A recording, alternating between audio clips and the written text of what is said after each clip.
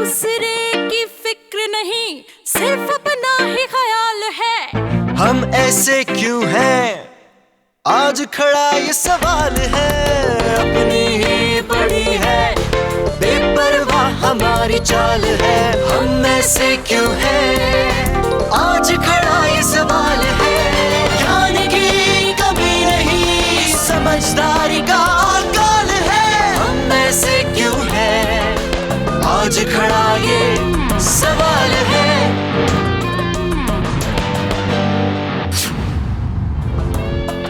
नमस्कार, स्वागत है आपका आपके ही शो हम ऐसे क्यों हैं में।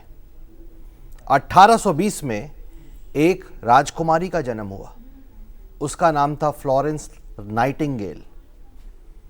उस राजकुमारी ने एक नया व्यवसाय शुरू किया जिसका नाम था नर्सिंग, और इस व्यवसाय को उसने एक रॉयल गरिमा दी।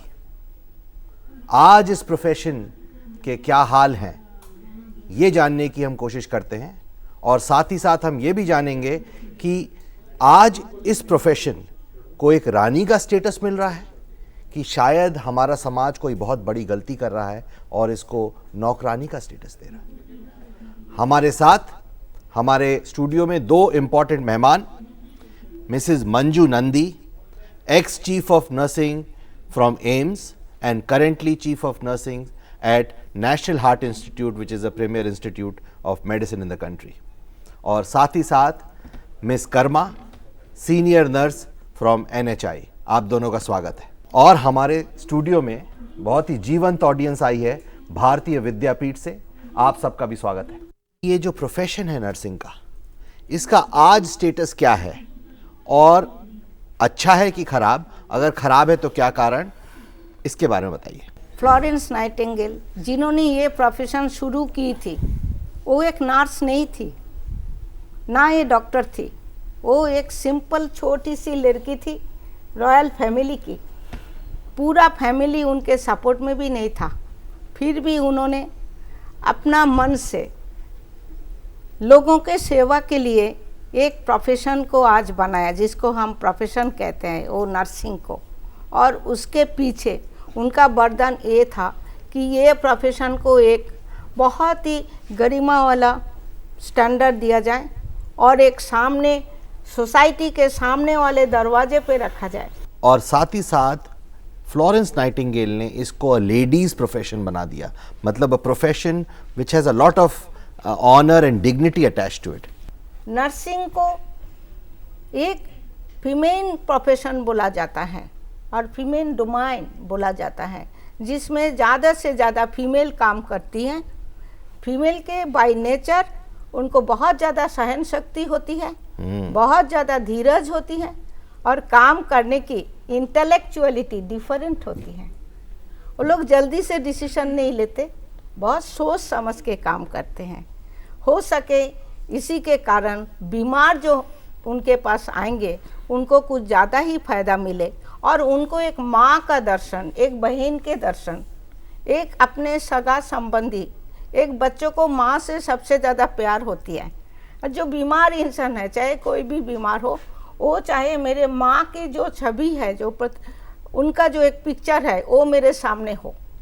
उसी के लिए नर्सिंग को और भी फीमेल को दिया गया। आज हमारे सामने बहुत से मेल नर्सेस हमारे भाई लोग हैं, अच्छा काम भी करते हैं, लेकिन आज भी ये प्रोफेशन को देखा जाता है, जैसे कि टीचर का प्रोफेशन, कहते हैं नर्सरी के टीचर मेल ना हो, ठीक है।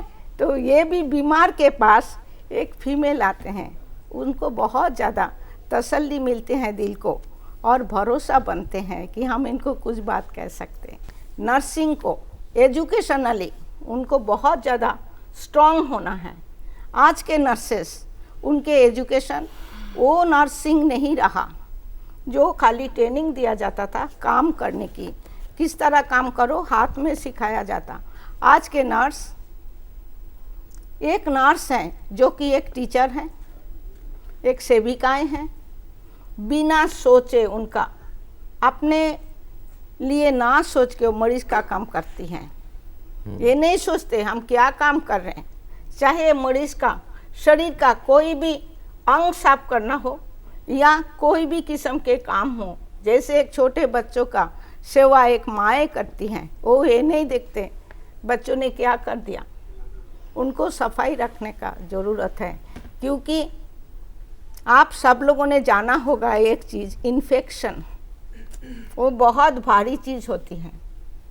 बीमारी जितने बड़े ना हो, इन्फेक्शन लग जाए तो छोटे से छोटे कट गया हमारा हाथ, वो भी पक जाता है। आपको बड़े के बड़े दिन तक उसको इलाज करना पड़ता है। इसीलिए फ्लोरेंस नाइटिंगेल ने, उन्होंने क्या की थी, उन्होंने सबसे पहले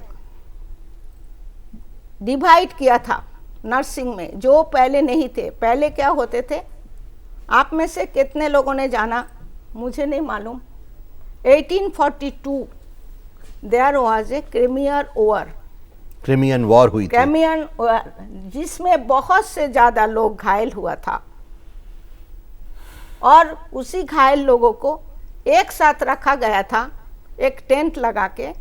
जिनका कम से कम चोट है वो भी उधर है, जिनका बड़े से बड़े चोटें हैं वो भी उसके साथ रखा गया।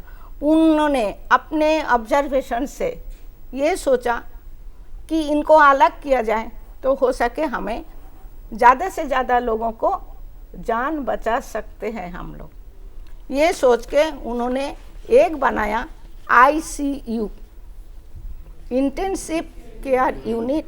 परिणाम ये हुई, पहले जितने लोग ज़्यादा बीमार होते थे उससे कम होने लगे।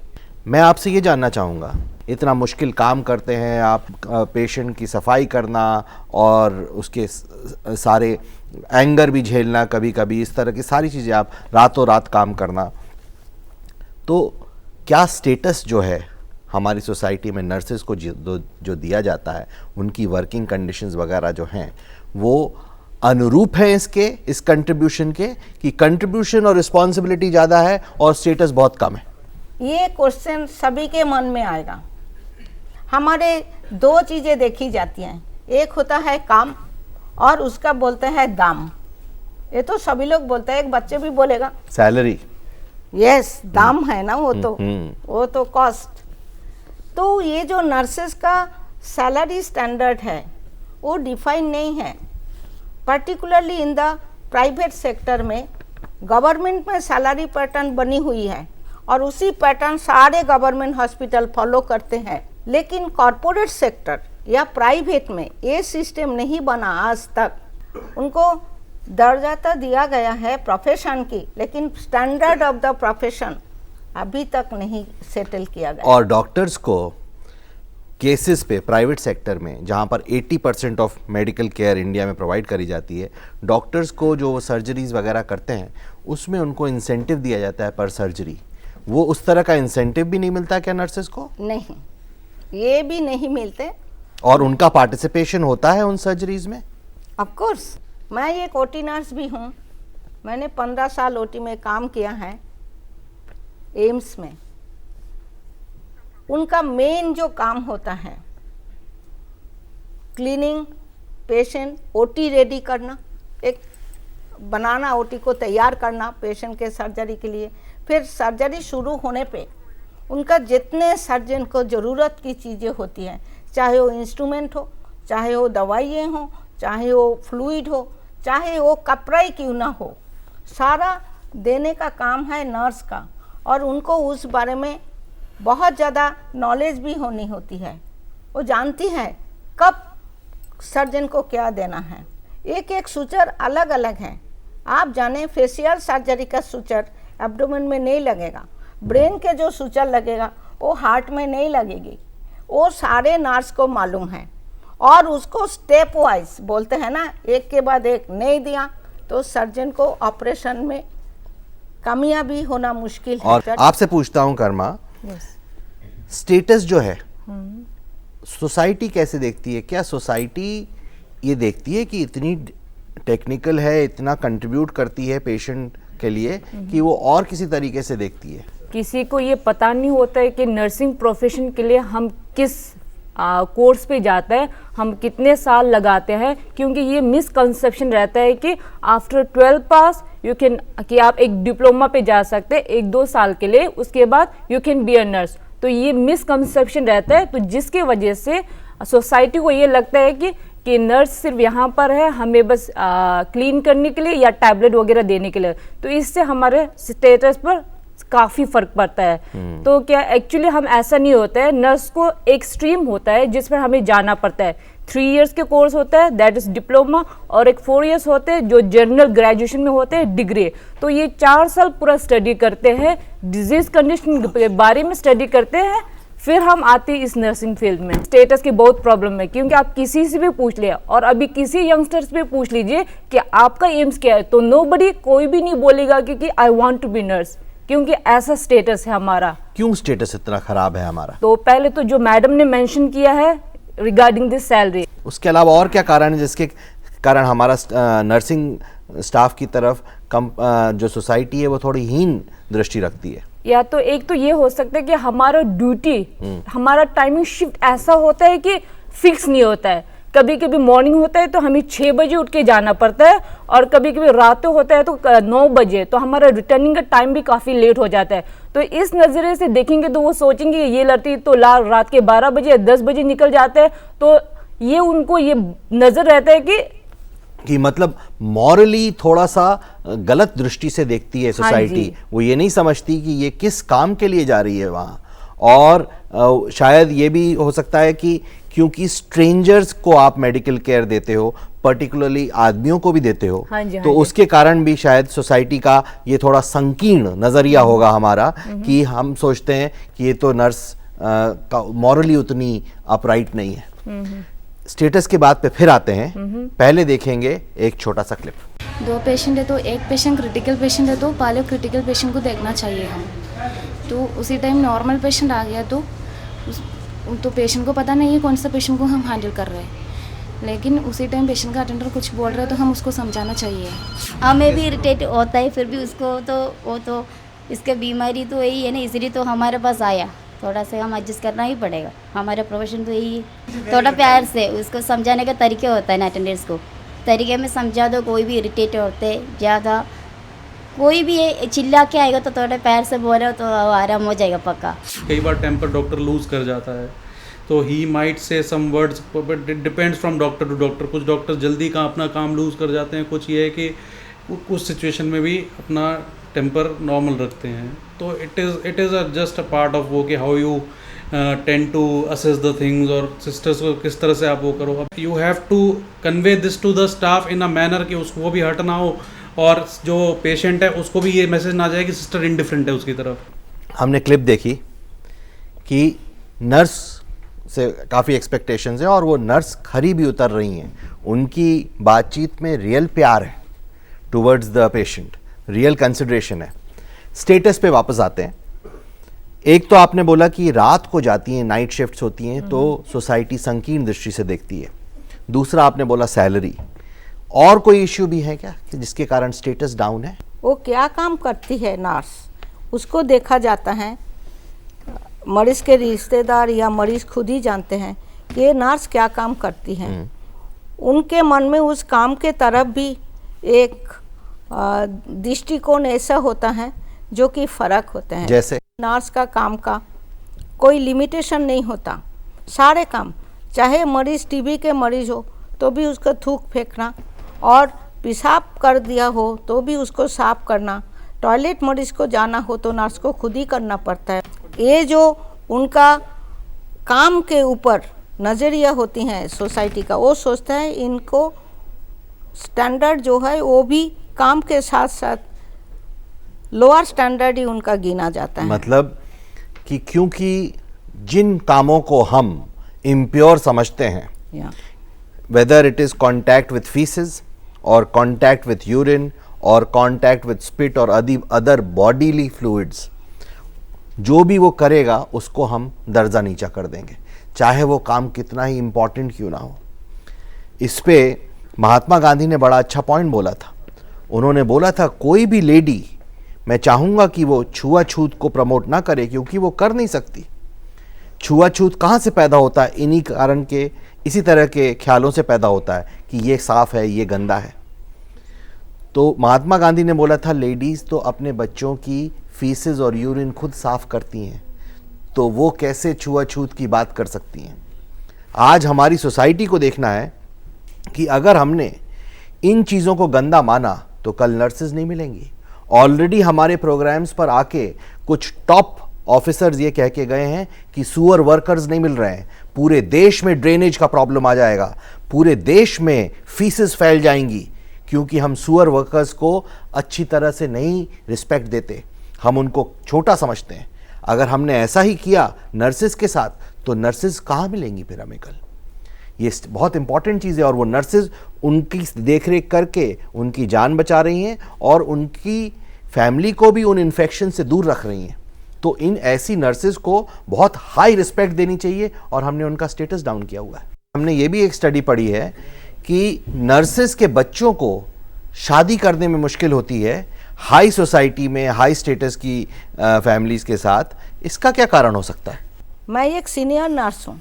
जिस ज़माने में हम नर्सिंग में आए थे उस ज़माने में कोई भी परिवार, अच्छे घर के लोग जिनको बोलते हैं, सोसाइटी में जिनका थोड़ा स्टेटस है, वो नहीं चाहते थे मेरी लड़की इस प्रोफेशन में जाए, क्योंकि हमारा सोसाइटी का जो नज़र है वो इस प्रोफेशन के ऊपर अच्छा नहीं था, आज भी इतने अच्छे नहीं हैं।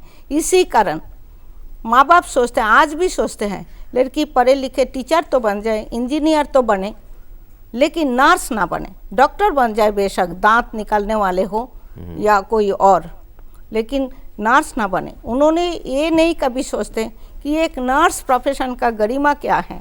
वो मरीज को एक पूरी लाइफ देती है, पूरी लाइफ देती है, वो संजीवनी है। जब और डॉक्टर्स, एक डॉक्टर नहीं, बहुत सारे डॉक्टर्स जब रियली दिल से बात करते हैं तो कहते हैं 90% of medical care is being provided by the nurses. तो वो संजीवनी है और उसको हम कैसा देख रहे हैं। हम लेते हैं कुछ प्रश्न। And I would like to ask कि आप लोग बहुत मेहनत करते हैं, बहुत पेशेंट्स की केयर करते हैं, it's real hard work, but what motivates you to do all that? Means what is the motivation behind your profession? देखिए, हर इंसान के अंदर एक माइंड होती है जिसको हम अभी भी विश्वास रखते हैं और कहते हैं सेल्फ मोटिवेशन, सेल्फ इंटरेस्ट। हर आदमी जो हम यहाँ है, सब लोग, सभी का मन में अलग अलग इंटरेस्ट होगी और कोई ये सोचे कि हम ऐसा एक प्रोफेशन ले लें जिसमें हम किसी को जीवन दान कर सकते हैं, किसी हेल्पलेस की सेवा कर सकते हैं और उन सेवा के कारण हमें अपना सेटिस्फेक्शन मिले।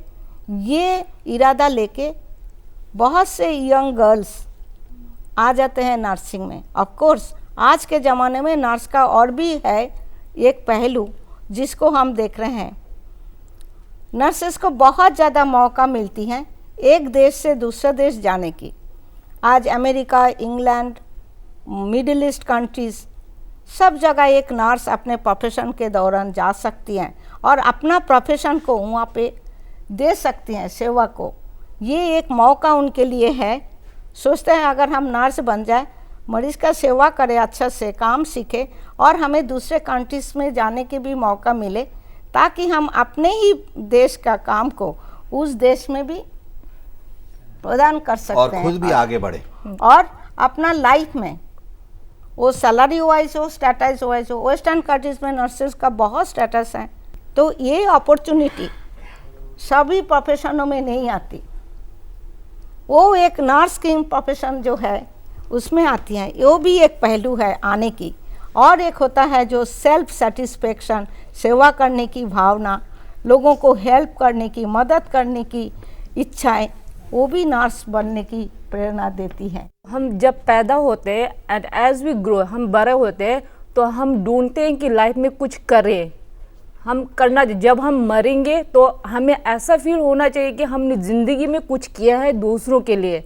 तो ये ज़रूरी नहीं है कि यू हैव टू जस्ट कि आप माउंट एवरेस्ट चढ़ जाए और आपको फुल फीलिंग लगे। तो आप किसी और के आदमी के चेहरे पे एक स्माइल ले लिए तो वही बस काफ़ी होते हैं एक ज़िंदगी को वर्थवल बनाने के लिए। फॉर एग्ज़ाम्पल, मैं एक बाईपास थैंक यू मैं एक एग्जांपल दे सकती हूँ। मैं CTVS स्टाफ नर्स हूँ, मीन्स जहाँ पर कार्डियक के पेशेंट होता है बाईपास ग्राफ और वो मेरे ICU में शिफ्ट होता है। तो वो पेशेंट पूरा क्रिटिकल कंडीशन में होते हैं, होश में नहीं होते, तो हम उसको धीरे धीरे करके नॉर्मलाइज लेते हैं, उनको बिठाते हैं, फिर वो उनको नॉर्मल करते चलाते हैं। जब वो वार्ड में शिफ्ट होते हैं तो वो कहते हैं sister thank you so much, आपने मुझे एक नई ज़िंदगी दिया है। तो ये एक वर्ड्स काफ़ी होता है हमें आगे बढ़ने के लिए। आपने कहा कि एक जो नर्स होती हैं वो एक माँ समान होती हैं, एक सिस्टर समान होती हैं, तो आप एज अ नर्स मतलब अपने वो कैसे मोटिवेट करते हैं उन सब चीज़ों से डील करने के लिए, क्योंकि खून निकल रहा होता है, किसी का सर मतलब आई मीन जो चीज़ें वो शायद मैं बोल भी नहीं सकता, किसी का हाथ टूटा हुआ है, सर मतलब आई मीन, तो आप कैसे अपने आप को उन सब चीज़ों से डील करते हैं? आप वो बात कह रहे हैं कि एक सिचुएशन जो कि नॉर्मल नहीं है, खून बहता हुआ, आधे सिर कट गए या 2 पैर कट गया, आप देखो इमरजेंसी, उसमें उनका रिश्तेदार भी कुछ नहीं कर पा रहे हैं, लेकिन एक नर्स, डॉक्टर भी आएंगे, लेकिन सबसे पहले एक नर्स आती है या आता है मेल नर्स, उनको पहले से ही ट्रेनिंग दिया जाता है। हमारे प्रोफेशन में कोई सेक्स नहीं होता, कोई जाति नहीं होगी, कोई कास्ट, कोई क्रीड, कुछ नहीं होता, कोई धर्म नहीं होती, इंसान होते हैं, ह्यूमन बीइंग्स होती हैं। तो जो हमारे सामने आया वो भी एक इंसान आया है, और इंसान को हमने जो अपने ट्रेनिंग के दौरान सीखा है, ये बहुत कठिन ट्रेनिंग होती है। खून देखना, खून में बहता हुआ इंसान को केयर करना, उसके लिए बहुत स्ट्रॉन्ग हार्ट की ज़रूरत होती है, और वो हार्ट स्ट्रॉन्ग तभी होंगे जब आप मन से काम करेंगे, अपना स्माइल देके किसी के मुंह में स्माइल लाएं। इंसुलेट कैसे करते हो आप कि खून निकल रहा है, अब नॉर्मल सिचुएशन है जैसा कि मंजू जी ने बताया, अब कैसे आप वो कवच पहनोगे जिससे आपको वो खून अब नॉर्मल ना लेके आप अपना काम करो, मतलब कैसे आप अपना माइंड और हार्ट को स्ट्रांग करते हो? जब हम पहली बार जब खून की लथपथ देते हैं तो ऑब्वियसली हमारे मन में वो आ जाता है डर, तो हम एक बार ऐसा होता है, 2 बार ऐसा होता है, फिर वो रियलाइजेशन हमारे अंदर आता है, अगर हम ऐसा करते हैं, हम इस फील्ड पे है, वी आर हियर कि हम पेशेंट को बचा सके, तो वो हम रियलाइजेशन अपने मन में लेते हैं एंड हम बस चले जाते हैं। That time you are not just a nurse, you are a brave soldier. Yes. और धीरे धीरे एक्सपोजर जो है वो आपको स्ट्रांग बना दे रहा है। Yes. मैम आपका इतना लॉन्ग टर्म एक्सपीरियंस है एम्स में, एंड एज आपने बताया कि आपने इंटरनेशनल वर्क एक्सपीरियंस भी अचीव किया है। मैम ग्रेजुअली इंडिया में एज अ प्रोफेशन नर्सिंग किस तरीके से ग्रेजुअली डेवलप हुआ है? नर्सिंग कैसे आया इंडिया में, हमने पहले ही बताया था। फ्लोरेंस नाइटिंगेल जो इंग्लैंडियन है, यूरोपियन, उन्होंने ये हमारा नर्सिंग का सिस्टम बनाया और वो हम फॉलो करते जा रहे हैं। उसमें नर्सिंग का ट्रेनिंग आया। Training means education, education means knowledge and skill development, दोनों डेवलप होती है। और दूसरी एक बात होती है strongness of the mind, self confidence, ये डेवलप हो जाती हैं। और नर्सिंग के अंदर बहुत से बदलाव आए हैं, बहुत चेंजेस आई हैं, जैसे कि हमारे सोसाइटी में बहुत चेंजेस आई हैं, चाहे वो साइंटिफिक हो या नॉलेज के ऊपर हो। मशीनरीज आई हैं, सोफिस्टिकेटेड मशीनरीज, कंप्यूटर से लेकर केयरिंग मशीनरीज बहुत है, आपको कितना समझ आएगा। Ventilator, monitor, syringe pump, BiPAP machine, professional knowledge, उसको काफ़ी अच्छा दर्जा दिया गया है हमारे देश में भी। लेकिन मैं कहूँगी आज भी वो अधूरा है कुछ तरीके से, क्योंकि नर्सेस को सेल्फ डिपेंडेंसी दिया नहीं गया, इंडिपेंडेंट प्रैक्टिस करने को मौका अभी तक नहीं है हमारे देश में अपने बड़ा वेस्टर्न कंट्रीज़ के साथ। और हमारे सोसाइटी के लोगों को भी, आप यंग जनरेशन, आप उनके मन में डालें कि वो नर्स नहीं है जो एक इंजेक्शन देती हैं और एक टैबलेट खिलाती हैं, वो नर्स हैं जिनको साइंटिफिक नॉलेज है और वो बहुत कुछ कर सकती हैं। इसमें थोड़ा सा ऐड करना चाहूँगा, पहला नर्सिंग डिपार्टमेंट खोला गया सेंट स्टीफेंस कॉलेज में 1867 में, और सबसे पहले नर्सेज आई जो थी ब्रिटिश नर्सेज आई। लेकिन ब्रिटिश नर्सेज ने आके यहाँ पर देखा कि उनको डॉक्टर्स के बराबर का दर्जा नहीं मिल रहा है, ब्रिटिश डॉक्टर्स थे, तो उन्होंने क्या कहा कि हम इंडियन पेशेंट्स को सर्व नहीं करेंगे, हम सिर्फ ब्रिटिश पेशेंट को सर्व करेंगे, और उन्होंने इंडियन पेशेंट्स को सर्व करने के लिए नई नर्सेज लाए, एंग्लो इंडियन नर्सेज लाए, जो क्रिश्चियन नर्सेज थी, मिशनरी से आती थी। इस तरह से ये चलता रहा। नर्सिंग प्रोफेशन थोड़ा सा ऑर्गेनाइज भी हुआ, लेकिन फिर भी स्टेटस आगे नहीं बढ़ा, फिर भी सोसाइटी में जो जगह चाहिए थी वो नहीं मिली। फाइनली अब जाके क्या हो रहा है, क्योंकि इस तरह की नई टेक्नोलॉजी आ गई है जो मंजू जी ने बताई कि जिसकी स्पेशलाइज्ड नॉलेज ज़रूरी है, और साथ ही साथ कंज्यूमर प्रोटेक्शन एक्ट आ गया है। अब धीरे धीरे बात खुल रही है, अब रियल टीम वर्क शुरू होगा, और आशा करते हैं कि आज तक जो स्टेटस से आप वंचित रहे हमारी गलतियों के कारण, वो आपको कल मिलेगा। इसी आशा के साथ आज इस प्रोग्राम को क्लोज करेंगे। अगले हफ्ते चर्चा जारी रहेगी, तब तक के लिए जय हिंद। आज खड़ा ये सवाल है, अपनी ही पड़ी है, बेपरवाह हमारी चाल है, हम ऐसे क्यों हैं? आज खड़ा ये सवाल है, ज्ञान की कमी नहीं, समझदारी का अकाल है, हम ऐसे क्यों हैं? आज खड़ा ये सवाल है।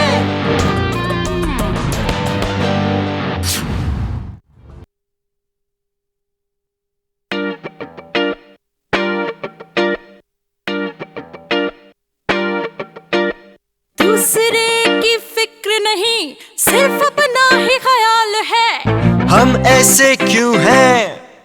आज खड़ा ये सवाल है, अपनी ही पड़ी है, बेपरवाह हमारी चाल है, हम ऐसे क्यों हैं? आज खड़ा ये सवाल है, ज्ञान की कमी नहीं, समझदारी का अकाल है, हम ऐसे क्यों हैं?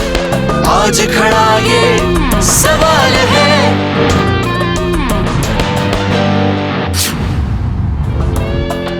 नमस्कार, स्वागत है आपका आपके ही शो हम ऐसे क्यों हैं में।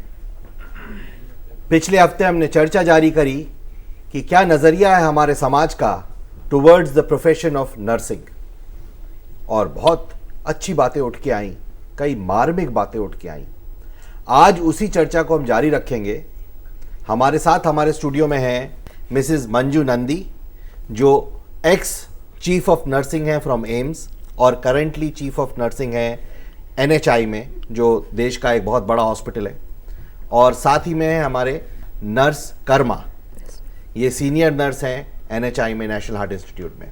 और हमारे साथ लगातार जुड़ी हुई है एक जीवंत ऑडियंस फ्रॉम भारतीय विद्यापीठ BVIMR, आपका भी स्वागत है।